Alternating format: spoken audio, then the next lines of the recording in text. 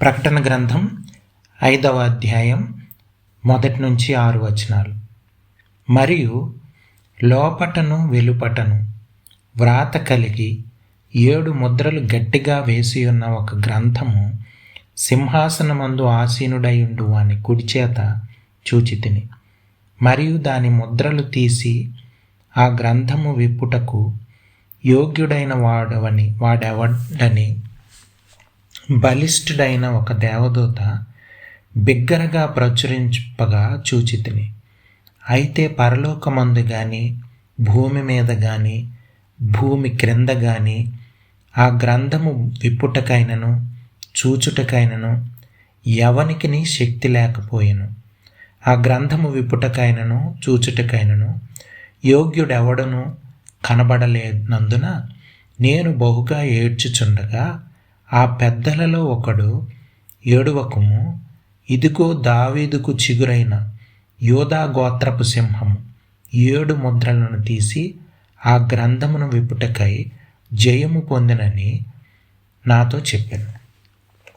మరియు సింహాసనమునకును ఆ 4 జీవులకును పెద్దలకును మధ్యను వధింపబడినట్లుండిన గొర్రెపిల్ల నిలిచియుండుట చూచితిని.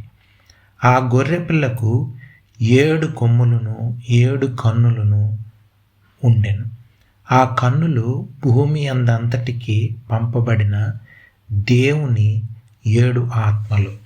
ప్రార్థన చేసుకుందాం. ప్రేమ కలిగిన మా పరలోకపు తండ్రి, మీ ఘనమైన అతి పరిశుద్ధమైన నామానికి వందనాలు, స్తోత్రాలు ప్రభువా.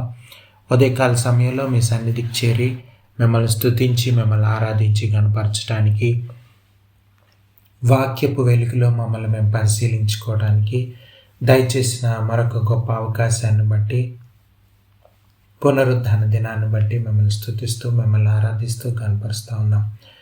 గడిచిన కాలంలో అనేక సార్లు ప్రభువా మాతో మాట్లాడారు, మమ్మల్ని బలపరిచారు. ప్రభువా నాయన, బలహీన పరిస్థితుల్లో ఉంటున్నప్పుడు, ప్రభువా నాయన అవసరతల్లో ఉంటున్నప్పుడు ప్రభువా మమ్మల్ని దర్శించి, ప్రభువా నాయన మమ్మల్ని పోషిస్తూ వాక్యం ద్వారా నడిపిస్తున్న విధానాన్ని బట్టి మిమ్మల్ని స్తుతిస్తూ మిమ్మల్ని ఆరాధిస్తూ కనపరుస్తూ ఉన్నాం. ప్రభువా నాయన, ఉదయకాల సమయంలో మాలో ప్రతి ఒక్కరితో మాట్లాడమని, వాక్యం విని గ్రహించి లోబడ్డానికి కావలసిన విశ్వాసం, ధైర్యం దయచేయమని ప్రాధేయపడతా ఉన్నాం. మా యొక్క పరిస్థితులను జ్ఞాపకం చేసుకొని మాకు కావలసిన ఆదరణకరమైన మాటలు ప్రభువా మీ వాక్యం ద్వారా పొందుకోవడానికి, ఆత్మీయంగా ఎదగడానికి, మేళ్లు పొందుకోవడానికి, మీ ఆశీర్వాదాలు ప్రభువా అనుభవించడానికి సహాయం దయచేయమని ప్రాధేయపడతా ఉన్నాం. ప్రతి ఆశీర్వాదాన్ని పొందుకోవడానికి కృప చూపించండి. ప్రతి వాక్యాన్ని ప్రభువా నాయన హృదయంలో భద్రపరచుకోవడానికి సహాయం దయచేయమని, ప్రతి ఆటంకాన్ని, అంధకార శక్తిని ప్రభువాన్ని లయపరచమని ప్రాధేయపడతా ఉన్నాం. మీరేమై ఉంటున్నారో దాన్ని బట్టి మిమ్మల్ని స్తుతిస్తూ ఆరాధిస్తూ కనపరుస్తూ ఉన్నాం. మీ గొప్పతనాన్ని బట్టి, ఔన్నత్యాన్ని బట్టి, మీ ప్రేమను బట్టి, వాత్సల్యతను బట్టి, విశ్వాస్యతను బట్టి ప్రభువా మీకు వందనాలు.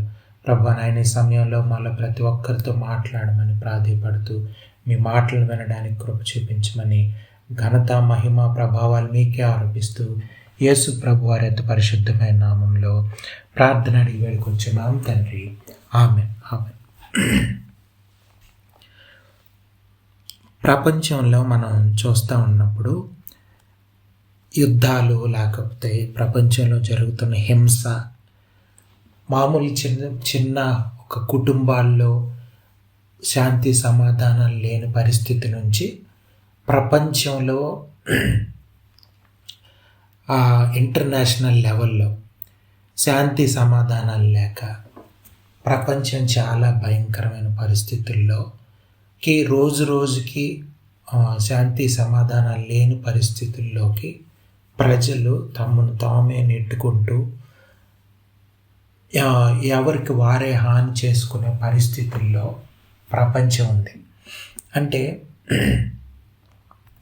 ఒకరికొకరికి పడక, లేకపోతే ఎవరికి వాళ్ళే ఇండివిజువల్గా వ్యక్తిగతంగా అనేక సమస్యలతో, ద్వేషంతో, పగలతో, లేకపోతే రకరకాల సమస్యలతో బాధపడుతున్న వాళ్ళు అనేక మంది మనకు కనిపిస్తూ ఉంటారు. అనేక మంది లేకపోతే ప్రపంచం చూస్తున్నప్పుడు చాలా చూడండి, యుద్ధాలు జరిగేటప్పుడు హింస జరుగుతుంది. ఒకళ్ళనొకళ్ళు భేదాభిప్రాయాల వలన హింస జరుగుతుంది. అనేక మంది కొట్టుకొని చనిపోయే వాళ్ళు ఉంటారు, యుద్ధాలలో చనిపోయే వాళ్ళు ఉంటారు, బార్డర్స్లో చనిపోతున్న వాళ్ళు సోల్జర్స్ అనేక మంది ఉంటారు. లేకపోతే మతపరమైన భేదాల వలన హింస, లేకపోతే ఈర్ష్య, ద్వేషాలు, పగలు ప్రజల మధ్య కనిపిస్తూ ఉంటుంది, కుటుంబాల మధ్య కనిపిస్తూ ఉంటుంది, వ్యక్తిగతంగా మన జీవితాల్లో కనిపిస్తూ ఉంటుంది. ఇవన్నీ చూస్తున్నప్పుడు మనకి చాలా, అంటే ఎవరైనా దేవుణ్ణి నమ్ముకున్న వాళ్ళు, లేకపోతే నిజంగా వీటన్నిటిని బయట నుంచి అబ్జర్వ్ చేస్తున్న వాళ్ళకి చాలా బాధ కలిగే అవకాశం ఉంటుంది. అంటే ఎందుకు ఇంత శాంతి సమాధానాలు లేని పరిస్థితుల్లోకి కుటుంబాలు కానీ, లేకపోతే ప్రపంచంలో దేశాల్లో కానీ, ఒక దేశంలో ఈ రాష్ట్రాల మధ్య కానీ ఇలాగ ఎందుకు ఇంత శాంతి సమాధానాలు లేని పరిస్థితుల్లో ఉందని నిజంగా మనం ఆలోచిస్తే మనకి దుఃఖం కలగకుండా మానదు. అంతేకాకుండా క్రైస్తవ్యంలో మనం చూస్తున్నప్పుడు చాలామంది నిజంగా దేవుణ్ణి ప్రేమించిన వాళ్ళు, దేవునికి లోబడుతున్న వాళ్ళు, దేవుని సువార్తను ప్రకటిస్తూ ఉంటున్నప్పుడు వాళ్ళకి కలిగే హింస, లేకపోతే రకరకాల దేశాల్లో మనం చూస్తున్నప్పుడు క్రైస్తవులకి జరిగే హింస, ఇవన్నీ చూస్తున్నప్పుడు మనకి చాలా దుఃఖం కలుగుతుంది. ఎవరైనా వీటి నుంచి విడిపించే వాళ్ళు ఉంటారా? విడిపిస్తారా? అసలు ఈ వాతావరణం, ఇటువంటి భయంకరమైనటువంటి శాంతి సమాధానాలు లేని వాతావరణం నుంచి ఎవరైనా విడిపించే వాళ్ళు అసలు ఉంటారా? విడుదల కలుగుతుందా ఈ లోకానికి? లేకపోతే వ్యక్తిగతమైన జీవితంలో శాంతి సమాధానాలు నిజంగా అనుభవించే అవకాశం ఉందా? లేకపోతే కుటుంబాల మధ్య ఉన్నటువంటి ఈ యొక్క ద్వేషాలు, పగలు, ఇవన్నీ కూడా వాటికి కూడా ఏదైనా సొల్యూషన్ ఉందా అని ఆలోచించుకుంటే మనకి చాలా ఆ పరిస్థితి ఆలోచిస్తేనే మనకు దుఃఖం కలుగుతుంది. ఎందుకు ప్రజలు ఎలా ఉంటున్నారు, ఎందుకు వాళ్ళే హాని చేసుకొని ఉంటున్నారు అన్నది మనం అర్థం చేసుకోవడానికి ప్రయత్నించేద్దాం. ఇక్కడ ప్రకటన గ్రంథంలో మనం చూస్తే యోహాను భక్తుడు ఒక ద్వీపంలో ఆయన్ని పెట్టి అరెస్ట్ చేసి ఆయన్ని అంటే ఎవరిని కలిసే పరిస్థితి లేదు యోహానికి. అంటే తోటి క్రైస్తవుల్ని, విశ్వాసుల్ని కలిసే అవకాశం లేదు. ఒక శిక్ష అనుభవిస్తూ ఉన్నాడు. దేవునితోనే గడుపుతూ అట్లా చివరి దినాలలో యోహాను భక్తుడు ఉన్నట్లు మనకు కనిపిస్తుంది. ఆ సమయంలో చాలా ఆందోళనకరమైన పరిస్థితుల్లో, అంటే అప్పటికే యోహాను ఆ యొక్క శిక్ష అనుభవిస్తున్న కాలంలోనే నిజమైన క్రైస్తవులకి హింస, అలాగే క్రైస్తవులు కూడా అనేక మంది బ్యాక్ స్లైడ్ అయిపోతూ విశ్వాసాన్ని నుంచి పడిపోతున్న వాళ్ళు అనేక మంది ఎక్కువైపోతూ ఉన్నారు. ఇటువంటి పరిస్థితుల్లో నిజంగా వీళ్ళకి ఇది మళ్ళీ రిస్టోర్ అయ్యే అవకాశం ఉందా? మళ్ళీ పాత అపోస్తలుల కాలం నాటి అపోస్తలు అందరూ మేము అంటే మొట్టమొదటి యేసు ప్రభు వారు చనిపోయి తిరిగి లేచిన తర్వాత నుంచి పరిశుద్ధాత్మ దేవుని యొక్క నింపుదల ఆ యొక్క పొందుకున్న కాలం నుంచి జరిగినటువంటి శక్తివంతమైన పరిచర్య కానీ, అటువంటి నిజంగా డెడికేటెడ్ క్రిస్టియన్స్ కానీ రాబోయే దినాల్లో ఉంటారా? అసలు అటువంటి క్రైస్తవ్యం కానీ, అటువంటి ప్రేమ, శాంతి సమాధానాలు మనం చూడగలమా అన్న పరిస్థితుల్లో యోహాను భక్తుడు ఉన్నాడు. ఇంకా మనం చూస్తే లోకం చాలా భయంకరమైన పరిస్థితుల్లో ఉంది. అది ఈ యొక్క సందర్భంలో మనం అర్థం చేసుకోవాలి ప్రకటన గ్రంథం చదువుతున్నప్పుడు. అయితే 5వ అధ్యాయంలో మనం చూస్తే చూడండి, వచనాల్లో ఒక గ్రంథం ఆయనకి కనిపిస్తూ ఉంది. దేవుడిచ్చినటువంటి ఆ దర్శనాల ద్వారా దేవుడు చాలా విషయాలు యోహాను భక్తునికి ప్రత్యక్షపరిచాడు. అంటే యేసు ప్రభు వారి ప్రత్యక్షత ఇంకా ఎక్కువగా యోహాను భక్తునికి ఆ కాలంలో దొరికింది. అంటే ఆయన ఎంత ఆందోళనలో ఉన్నాడో దేవుడు అంత రివీల్ చేసేసాడు. ఆ రివలేషన్ వల్ల ఆయనకి చాలా విడుదల, ఒక రకమైనటువంటి అంటే ఆందోళన అంతా పోయింది. ఒక రకమైనటువంటి సమాధానకరమైనటువంటి వాతావరణం ఆయన అనుభవించగలిగాడు. ఇవన్నీ వ్రాసుకుంటూ ఆయన పద్మాస్ ద్వీపంలో ఉంటున్నాడు. అదే మనం ఇప్పుడు మనం ఉదయకాల సమయంలో చదువుతూ ఉన్నాం. చూడండి, లోపటను వెలుపటను వ్రాత కలిగి 7 ముద్రలు గట్టిగా వేసి ఉన్న గ్రంథము సింహాసనమునందు ఆసీనుడైన వాని కుడి చేత చూచితిని. అంటే ఆ సింహాసనం మీద ఉన్న రాజు చేతిలో, అంటే దేవుని చేతిలో ఒక గ్రంథం ఉంది. ఆ గ్రంథం ఎలా ఉందంటే బయట లోపల రాసి ఉంది. అంటే పాత రోజుల్లో మనం చూస్తే గ్రంథాలు చుట్టల్లాగా ఉండేవి, స్క్రోల్స్ ఉండేవి. అంటే ఎలాగంటే ఒక చుట్టలాగా ఇట్లా చుట్టూ ఉండేది. అంటే మనం ఒక పేపర్ని చుట్టితే ఎట్లా అలా చుట్టూ ఉండేది. అంటే థిక్ పేపర్ లాగా మనం ఊహించుకుంటే, చాలా థిక్ పేపర్ లాగా మనం ఊహించుకుంటే దాని మీద రాసేవాళ్ళు. రకరకాల వాటి మీద ఇంక్తో వాటితో రాసేవాళ్ళు. అయితే బయట వెలుపట అటువైపు ఇటువైపు రాసి ఉండేది. అంటే ఆ చుట్టిన తర్వాత కూడా బయట కూడా అక్షరాలు కనిపిస్తూ ఉన్నాయన్నమాట.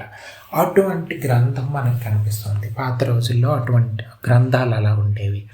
సో ఆ బయట లోపల రాసి ఉండడం అంటే అదే. అంటే రాసి ఉన్న దాన్ని చుడితే మనకి బయట కూడా రాసి ఉన్నట్లు కనిపిస్తుంది.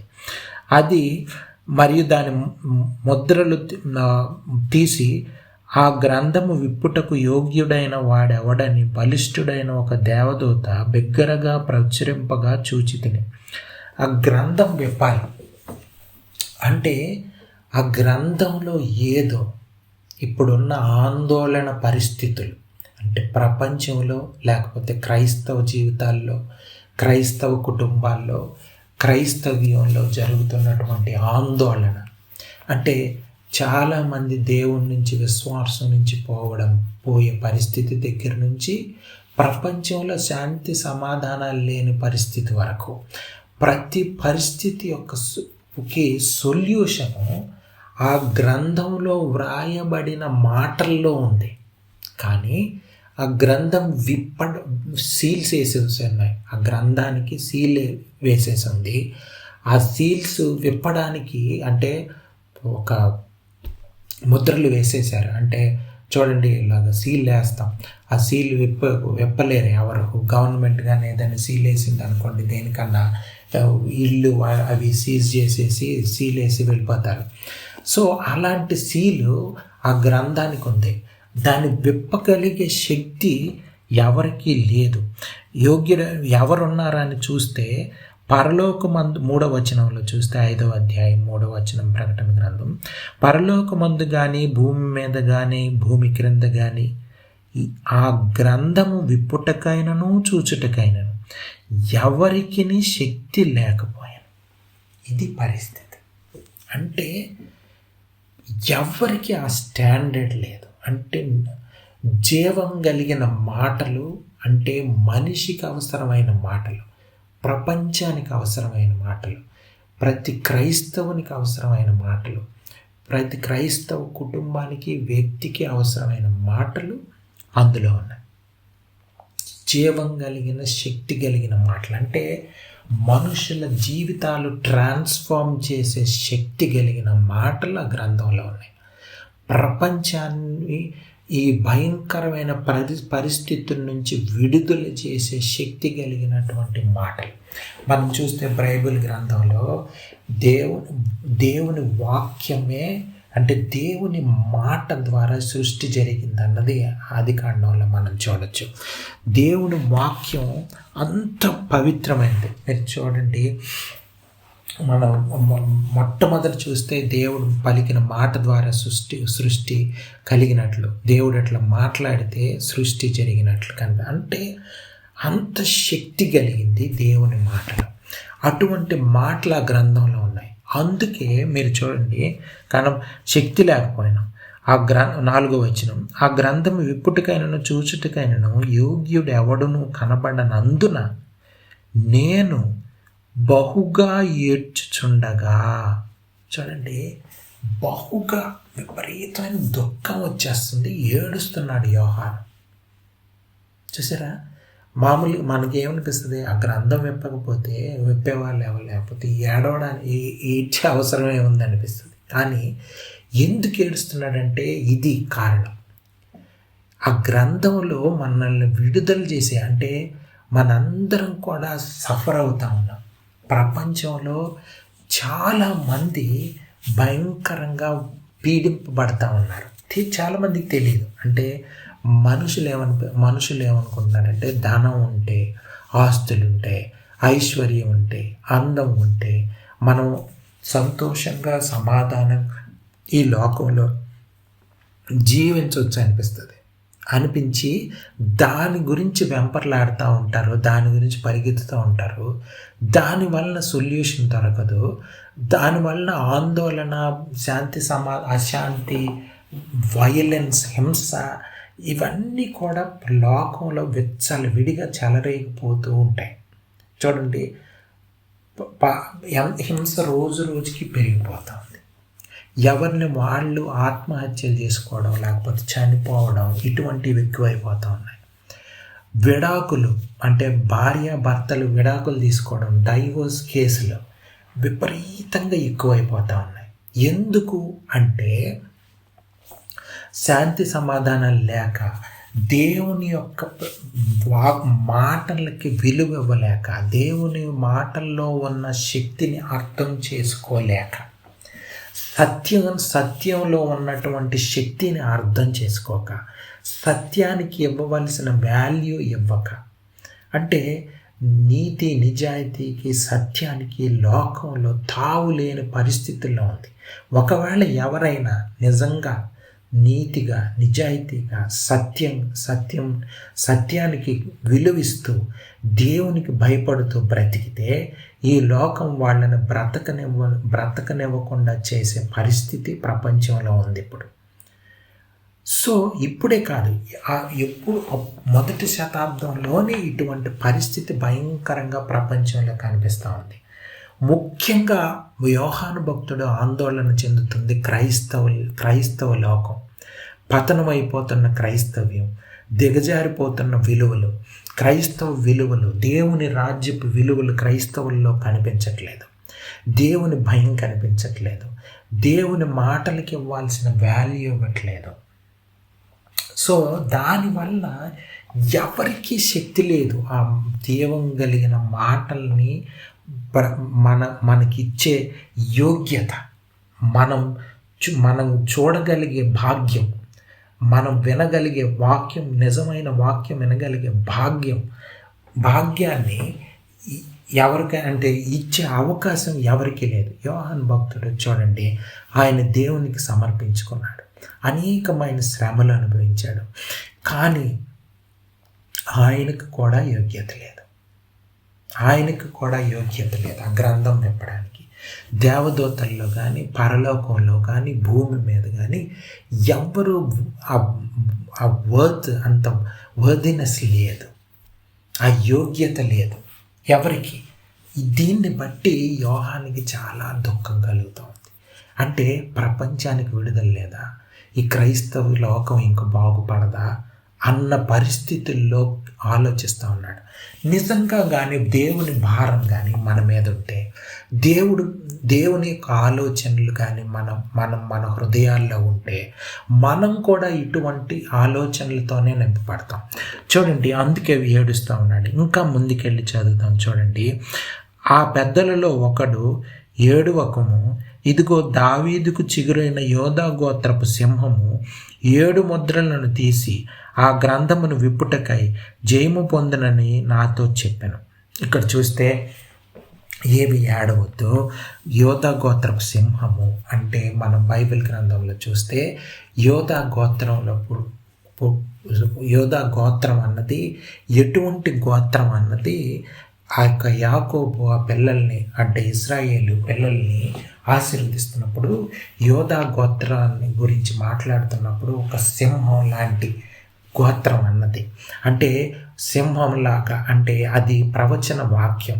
యేసు ప్రభు వారిని దృష్టిలో ఉంచుకొని దేవుని చేత నింపబడి పలికినటువంటి మాటలు. ఇశ్రాయేలు ఆ విధంగా పిల్లల్ని దీవిస్తూ ఉన్నప్పుడు ఆ విధంగా యోధా గోత్రం వారిని దీవించినట్లు. అంటే అది అందులో నుంచి యేసు ప్రభు వారు వస్తారన్నది ఆ ప్రవచన వాక్యంలో మనకు అర్థం కావచ్చు. అంటే యేసు ప్రభు వారి యొక్క గొప్పతనం, ఆయన యొక్క మెజెస్టీ, ఆయన యొక్క మహిమ, వీటన్నిటిని చెప్పడానికి వాడబడినటువంటి సాదృశ్యమే సింహంతో పోల్చారు యేసు ప్రభు వారిని. యోధా గోత్రపు సింహం అన్నారు. ఆ యొక్క దావీదు గురించి కూడా ఈ మాటలు పలకబడ్డాయి. అలాగే దావీదు వంశం నుంచి, ఆ యోధా గోత్రం నుంచి వచ్చినటువంటి యేసు ప్రభు వారిని గురించి ముఖ్యంగా ఈ మాటలు ఆదికాండంలో 49వ అధ్యాయంలో మనం చూస్తే 9వ వచనంలో ఆ మాట ఉంది. చూడండి, యోధా కొదమ సింహం, నా కుమారుడా, నీవు పట్టిన దాన్ని తిని వచ్చితివి. సింహము వలెను, గర్జించు ఆడు సింహము వలెను అతడు కాళ్ళు ముడుచుకొని పండుకొనెను. అతన్ని లేపువాడు ఎవడు? అంటే దేవుని యొక్క గొప్పతనం అంత గొప్పదైన దానిది సింహంతో పోల్చారనమాట. అయితే మీరు ఇంకా అక్కడ మనం ప్రకటన గ్రంథంలో చూస్తే ఒక కాంట్రాస్ట్ జరిగింది. అంటే ఆయన ఏమో సింహం కనిపిస్తుందని అనుకున్నాడు. అంటే చూడండి, మనం సింహం అని దర్శనం కలిగింది. నెక్స్ట్ అంటే సింహం వచ్చి విప్పుతుందని మనం గ్రంథం విప్పుతుంది అనుకుంటాం కదా ఆయన చెప్పినప్పుడు. సో ఇది చూడండి, ఆ పెద్దలలో ఒక్కడు 6వ వచనం చదువుతున్నాను చూడండి. మరియు సింహాసనమునకును ఆ 4 జీవులకును పెద్దలకును మధ్యను వధింపబడినట్లుండిన గొర్రె పిల్ల నిలిచి ఉండేటు చూడు. ఆయన వచ్చి యోధా గోత్రపు సింహం వచ్చి విప్పుతుందని చెప్తే, కానీ ఈయనకి కనిపిస్తుంది ఏంటంటే వధింపబడినట్లుండిన గొర్రె పిల్ల కనిపిస్తుంది. అంటే చాలా కాంట్రాస్ట్గా సింహాన్ని మనం చూసే దృష్టి వేరే ఉంటుంది. అంటే అది వచ్చి, అంటే సింహం లేడి పిల్లల్ని లేకపోతే గొర్రెల్ని వాటిని వేటాడడం, వాటిని హింసించడం, ఇటువంటి పరిస్థితి మనకు కలిసి. కానీ యోధా గోత్రపు సింహమే వధింపబడిన గొర్రె పిల్లలాగా కనిపిస్తాం. అంటే చూడండి, యేసు ప్రభు వారిలో ఉన్నటువంటి ఎక్సలెన్స్ ఏంటంటే ఆయన సింహము, ఆయన అంత గొప్పవాడు, పరిశుద్ధుడు, కానీ ఈ లోకానికి వధింపబడినటువంటి గొర్రె పిల్లలాగా వచ్చి ఆయన ఆ గొప్పతనాన్ని, ఆ పరిశుద్ధతని ప్రపంచానికి పరిచయం చేశారు. దేవుడు కోరుకున్నటువంటి మహాపరిశుద్ధకరమైనటువంటి పవిత్రమైనటువంటి ఒక జీవితాన్ని ఈ లోకానికి పరిచయం చేసి ప్రపంచానికి విడుదల మార్గం చూపించారు యేసుప్రభు వారు. అంటే ఈ జీవం కలిగిన మాటలు ప్రతి ఒక్కరికి దొరికేలాగా చేసింది యేసుప్రభు వారు. ప్రతి ఒక్కరు అర్థం చేసుకునే విధంగా, ప్రతి మానవునికి సౌలభ్యంగా ఈరోజు బైబిల్ గ్రంథం మన ముందుంది. దేవుని మాటలు శక్తి కలిగినటువంటి మాటలు. మనం ఈ లోకంలో ఆ ధనానికి, ఆస్తులకి, ఐశ్వర్యాలకి వాల్యూ ఇస్తాం, కానీ దేవుని వాక్యానికి వాల్యూ ఇవ్వం. దేవుని వాక్యంలో ఉన్నటువంటి ఆ పవిత్రమైన జీవితం, ఆ మార్గం మనం అర్థం చేసుకోలేము. కానీ దేవుని చెంతకు చేరి ఈ వాక్యం యొక్క విలువ కానీ దేవుడు మనకి రివీల్ చేసినప్పుడు, ఈ యొక్క యోహాను భక్తుడికి ఎలాగైతే ఆయనకి ఆ ప్రత్యక్షత దొరికిందో అటువంటి ప్రత్యక్షత మనందరికీ దొరకాలి. మనందరికీ అటువంటి విడుదల కావాలి. ప్రపంచంలో ఉన్నటువంటి ప్రతి ఒక్కరికి, ప్రతి క్రైస్తవునికి, క్రైస్తవేతరులకి ఇటువంటి విడుదల అవసరం. ఇది మనం అర్థం చేసుకొని బైబిల్ గ్రంథంలో ఉన్న మాటలు, దేవుని మాటల్ని, ఆ వాక్యం మీద మన జీవితాలు కట్టుకొని మనం జీవించాల్సిన అవసరం ఉంది. దేవుని గొప్పతనం ఆ యొక్క వధింపబడినటువంటి గొర్రె పిల్లలో ఉంది రహస్యం. అంటే చూడండి, సిలువలో ఉంది క్రైస్తవ జీవితం యొక్క రహస్యం. ఆ సిలువ శ్రమల్లో నిజమైన సంతోషం, ప్రజలకు అవసరమైన శాంతి సమాధానాలు, ప్రజలకు అవసరమైనటువంటి రక్షణ మార్గం ఆ సిలువలో ఉంది. ఆ తగ్గించుకున్న జీవితంలో దేవుడు అంత జ్ఞానం, అపరిమితమైనటువంటి జ్ఞానం కలిగిన వాడు. ఆయన కన్నా ఐశ్వర్యవంతులు ఇంకెవరు ఉండలేరు. ఆయన కన్నా గొప్పగా బ్రతకాలంటే ఇంకెవరు బ్రతకలేరు. కానీ ఈ లోకానికి తగ్గించుకొని కడుబేద కుటుంబంలో పుట్టి, అంటే కనీసం ఒక గొర్రె పిల్లని బలిచ్చే అంత ధనం కూడా వాళ్ళ ఇంట్లో లేదు. పావురాల్ని, గొవ్వు పిల్లల్ని బలిగా ఇచ్చారు. అంటే అంత పూర్ ఫ్యామిలీలో యేసుప్రభు వారు పుట్టారు. దీనంగా బ్రతికారు. చాలా మినిమలిస్టిక్ లైఫ్ జీవించారు. అంటే చాలా తక్కువ జీవితం జీవించి పుట్టుకే ఒక పశువులు ఉంచే ఆ ప్రదేశంలో చాలా సింపుల్గా ఆయన జననం జరిగింది. ఆయన జీవితం ఏమి లావిష్ లైఫ్ స్టైల్స్లో లేదు. ఆయన జీవితం చాలా నిరాడంబరంగా ఉంది. హంగులతో లేదు, ఆర్భాటాలతో లేదు. నిజమైన క్రైస్తవ జీవితం అందులో ఉంది. యేసుప్రభు వారు చిన్నపిల్లల్ని నా దగ్గరికి తీసుకురండి, ఆటంకపరచకండి అన్నాడు. అటువంటి వారిలోనే దేవుని రాజ్యం ఉంది. అటువంటి వారిలో దైవత్వం కనిపిస్తుంది, దేవుని మార్గాలు కనిపిస్తాయి. ఎందుకంటే తగ్గింపు జీవితంలోనే దేవుని యొక్క జీవితం ఉంది. దీనుల్నే దేవుడు ఎన్నుకున్నాడని బైబిల్ గ్రంథంలో ఉంది. సో చూడండి, ఇది మనం అర్థం చేసుకోవాల్సింది. అర్థం చేసుకోవాలి. దేవునిలో పార్షియాలిటీ లేదు. ఈ ప్రజల మధ్య ఉన్న పార్షియాలిటీ, భేదాభిప్రాయాలు పోవాలంటే దేవుని నుంచి నేర్చుకోవాలి. దేవుని మార్గంలో ఉన్నటువంటి ఆ గొప్పతనాన్ని మనం నేర్చుకోవాలి. దేవుడు చాలా కడుబేద వారిని, చాలా దరిద్రుల్ని ఈ లోకంలో ఎన్నుకున్నాడు. చూడండి, పేద లాజరు చనిపోయినప్పుడు మనం చూస్తే ఆయన పరలోకంకి వెళ్ళాడు. ధనవంతుడు చనిపోయి లావిష్ లైఫ్ స్టైల్స్ జీవించి ఇష్టానుసారంగా బ్రతికి ఆయన నరకానికి వెళ్ళిపోయినట్లు మనం చూస్తాం. సో అంటే దేవుని యొక్క శక్తి ఆ యొక్క తగ్గింపు జీవితంలో ఉంది. దేవుని కృప పొందుకోవాలంటే తగ్గించుకునే వారికే దేవుని కృప దొరుకుతుంది. దేవుడు ఎవరిని ఎన్నుకుంటున్నాడంటే పేదవారిని, దరిద్రుల్ని దేవుడు ఎన్నుకుంటున్నాడు. అంటే చూడండి, యేసు ప్రభు వారు అందుకే ఆ మార్గం ద్వారా ఈ లోకానికి వచ్చారు. వధింపబడిన గొర్రె పిల్లలాగా మన మధ్య వధించబడి ఆయన గొర్రె పిల్లలాగా తాను ప్రాణాలను సమర్పించేసుకొని మనకు రక్షణ మార్గం తీసుకొచ్చారు.